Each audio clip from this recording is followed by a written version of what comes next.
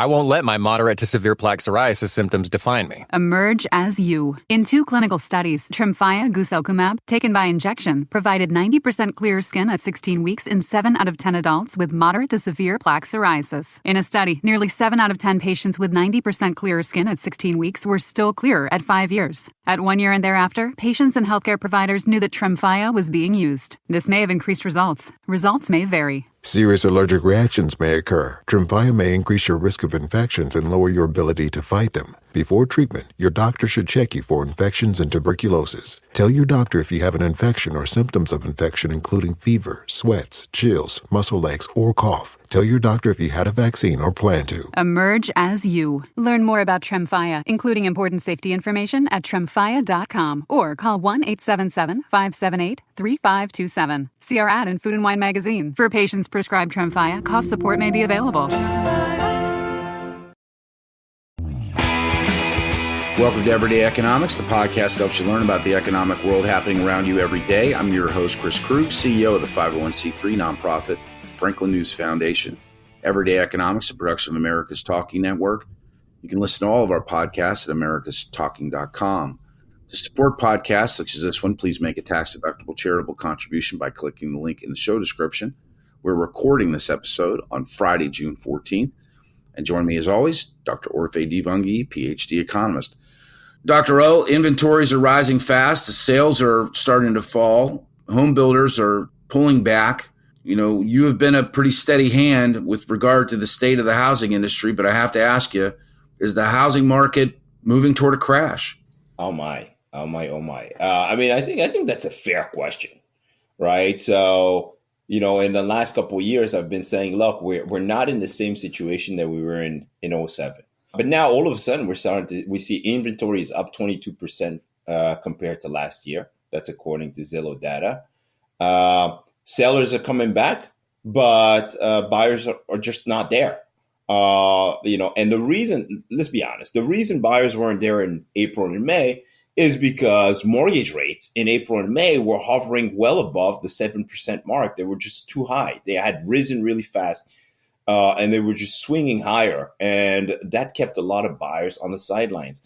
But let me make a couple of things very clear, right?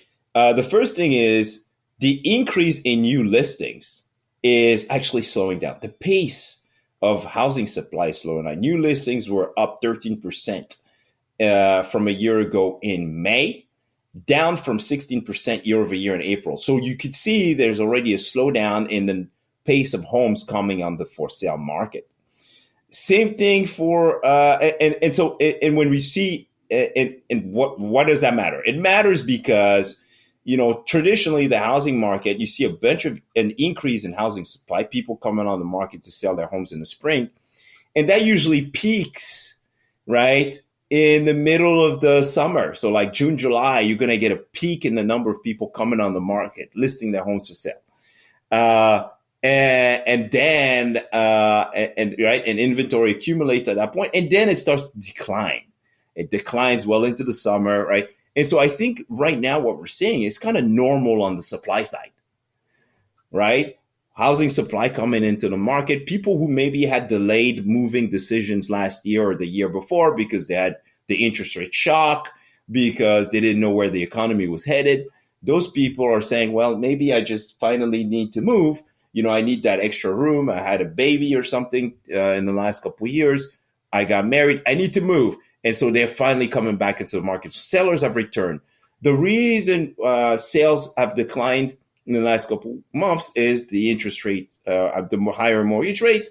And when you combine higher supply, fewer sales, you get an increase in inventory. And of course, the good news is that it provides more options for potential buyers. It also means price cuts. The share of listings with a price cut has actually increased. It's now about 24%. We see about 24% of listings have a price cut. All right. So yes, prices are easing. Price growth is now forecasted to decline in the next year. But is it fair to call it a crash? Absolutely not. The people who are listing their homes for sale are not distressed. They're choosing to sell their homes. In the 07 crash, we had people who basically were forced to sell because they could no longer afford their monthly payments. This time around, we have people, homeowners with extremely low monthly payments, right, who are opting to sell. A lot of them are opting to sell because they have a ton of home equity and can actually afford to sell and move somewhere else. Some of them don't even have a mortgage anymore, right? Is what Zillow's showing in their data. And so, you don't have the distressed sales that you had before. Mortgage delinquency rates are still far below where they were historically and still below where they were before the pandemic. And then finally, why are we seeing a big increase in the share of listings with price cut? Well, price cuts actually sell homes. And during the 2007 crash, the reason people walked away from their homes is because they had no home equity and they couldn't afford to cut prices. So they had no choice. They couldn't afford the payment. They couldn't afford to cut prices. They had zero home equity. So they walked away. Today, we have record home equity. We have low monthly mortgage payments. People are choosing to sell and they can afford the price cut. So it's a good thing. I think the market is rebalancing. It's shifting a little bit closer. Bargaining power is shifting a little bit more in favor of buyers in some markets, especially Texas and Florida, markets with a lot of inventory due to new construction, et cetera. And I think that's good news. That's actually good news. That's a healthier housing market where the pendulum is swinging a little bit more in favor of buyers. Definitely not a sign of a pending or looming crash. I mean, in those markets where you're starting to see some easing, and I mean, you take a look at like Southwest Florida, for example, on the Zillow market heat map, Austin, Texas, cities or regions that were frankly on fire during COVID. Is this the equal and opposite reaction? I love the way you put that. Look, I think it's a buying opportunity. And Austin, Texas, for me, for example, is a buying opportunity. Great place, sunny, great weather, not far from the water, good schools, good healthcare system, great industries, only going to grow, right? Population growth is aimed squarely at Texas and Florida. That's where Americans are moving to. In Florida, you may be concerned about the weather patterns, but that's always been the case.